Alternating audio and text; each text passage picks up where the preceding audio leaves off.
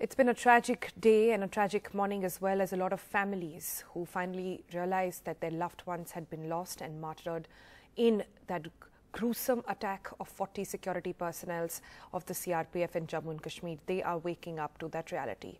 At least 40 security personnel of the CRPF were killed and many others injured when terrorists targeted a convoy of car bomb at the Awantipora in Pulwama district, just 20 kilometers away from the capital Srinagar. It is the worst attack on the security forces in Jammu and Kashmir in the past 30 years. And people are still counting to see if it will go beyond that. Many more injured personnel are still in the hospital. Now, what really happened, what we know is that in the afternoon, there was an SUV vehicle carrying more than 350 kilograms of explosives. A car bomb rammed into the convoy of 78 vehicles, which was carrying over 2,500, beg your pardon, CRPF men. All this on the Jammu and Kashmir highway. The stretch on which the incident occurred had been sanitized earlier in the morning, and authorities had termed it as a serious breach of security. Now, photographs showed charred remains of the vehicles, human body parts littered across the highway alongside the blue military buses. Pakistan-based terror group Jaish-e-Mohammed has claimed responsibility for the attack, and official sources said that the attack was carried out by a man called Adil Ahmed Dar, alias Wazas Commando, a resident of Kakapora, and he had joined the terror outfit just last year. Now, condemning the attack, the government in a strongly worded statement demanded that Pakistan stop supporting terrorists and terror outfits operating from their territory. The centre also appealed to the international communities to support the proposal to list terrorists, including Jaish-e-Mohammed chief Masood Azhar, as a designated terrorist under the 1267 Sanction Committee of the UN Security Council. The Prime Minister tweeted as well. He came out to say that the attack on CRPF personnel in Pulwama is despicable. I strongly condemn this dastardly attack. The sacrifices of our brave security personnel shall not go in vain. The entire nation stands shoulder to shoulder with the families of the brave martyrs. May the injured recover quickly, he said. Also, Union Home Minister Rajnath Singh will be visiting Srinagar today to review the situation and has assured a strong response will be given to the terror attack. All right, let's just go across to our reporters joining us this morning. Neeta joining us from the national capital to tell us how centre is actually reviewing the situation right now. Where is the investigation on this going? And also Nazir there in the valley. It's a sad, sad morning, Nazir. It has been a troubled evening and afternoon as well. But any more update on first the death toll and then the what's the latest on those who are still in the hospital?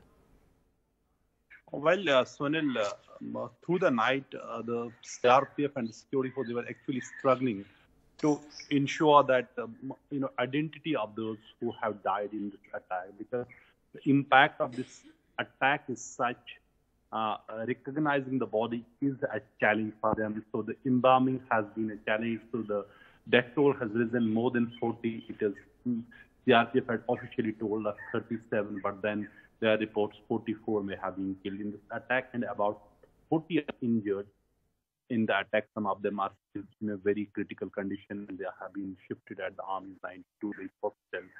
So everybody is actually trying to figure out what went wrong. How can a local youth, 19-year-old, school dropout, join Jaish less than a year ago, then transform into a suicide bomber, and nobody had an inkling what is happening? And they have fabricated all the RDX, and then they planned to carry out such an attack. And only warning they received was from Jaish itself. Jaish-e-Mohammed uploaded a video on social media showing a blast in Afghanistan, then threatening to carry out similar attacks in Kashmir 2 days ago. Based on that video, State Intelligence Agency warned such an attack in Kashmir. But nobody had any inkling why it is going to happen. There was no specific thing. There was nobody. In fact, police hierarchy were talking about there would be attack, but they were saying perhaps they are not getting a suicide attacker or a sedan attacker.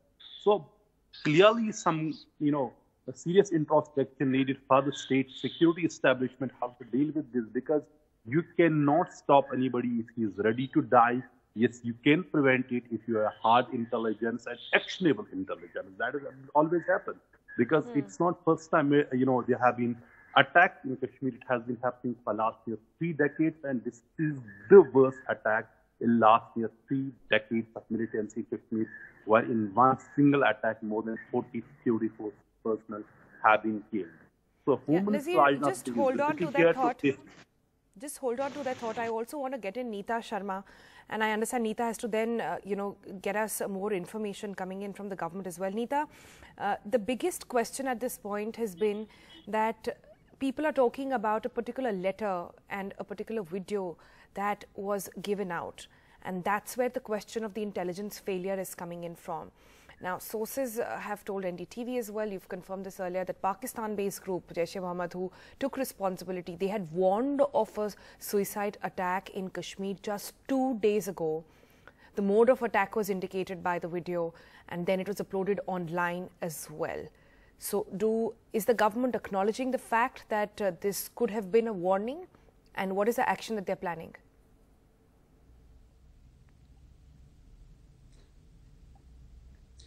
Sonal, as far as the, this video is concerned, this was not only uploaded online, it was also shared among the Jaish cadres on a app, Telegram. That is the main worry, because how to keep a tab on these kinds of apps, these newly launched apps, this is the main worry. And the second worry is about the homegrown terrorism, which Nazir was also pointing out, because the Ministry of Home Affairs has always been, saying that the homegrown terrorism has been coming down. In fact, the Governor J&K, Mr. SP Malik, also yesterday night had said in last 3-4 months there were 0 recruitments, but last year recruitments there was a huge in number. There were almost 120 recruitments last year. That's the main worry for the intelligence agencies. And second is about how this explosive laden truck managed to reach the highway. That is the biggest question which all the investigating agencies